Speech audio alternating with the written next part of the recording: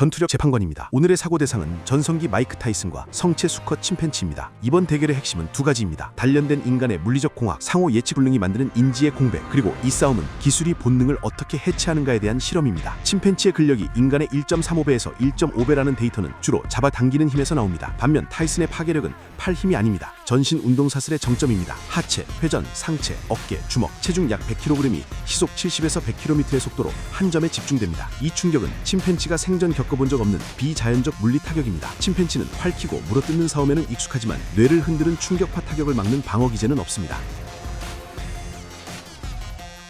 타이슨의 관점에서 침팬지의 공격은 예비 동작이 크고 비정형적입니다. 침팬지가 팔을 크게 휘두르는 찰나 타이슨의 스트레이트는 이미 안면에 도달합니다. 침팬지는 맞으면서 파고드는 동물이지만 타이슨의 펀치는 맞는 순간 의식이 끊기는 타격입니다. 여기서 이 싸움의 성격을 바꾸는 전제가 하나 있습니다. 타이슨은 침팬지가 물어뜯으러 들어온다는 사실을 이미 알고 있습니다. 대부분의 인간은 물어뜯기를 상정하지 않습니다. 하지만 타이슨은 다릅니다. 그에게 물어뜯기는 이미 한번 선택해본 전술입니다. 그래서 타이슨의 방어는 일반적인 가드와 다릅니다. 픽커브 가드의 변형, 턱을 바짝 당겨 목 노출 최소화, 어깨를 세워 입이 들어올 각도 자체 차단, 팔꿈치를 조여 턱과 쇄골 사이 공간 봉쇄, 침팬지가 붙어서 물면 된다 라는 판단을 하는 순간 그 시나리오는 이미 타이슨의 머릿속에 들어있습니다. 침팬지가 머리를 낮추고 파고들면 타이슨은 물러나지 않습니다. 어깨로 턱을 밀어내고 팔꿈치로 얼굴을 차단한 채 짧은 어퍼컷을 꽂습니다. 이건 복심 기술이라기보다 물어뜯기를 상정한 인간의 방어 형기입니다. 야생에서 물어뜯기는 최후의 카드입니다. 그 카드가 통하지 않는 순간 기세는 급격히 무너집니다. 단계별 전투 시나리오, 침팬지가 사족 보행으로 지그재그 접근, 덮치려는 순간 타이슨이 더킹으로 파고들며 레프트 바디블로우를 꽂습니다. 침팬지가 머리를 붙잡고 물려 시도,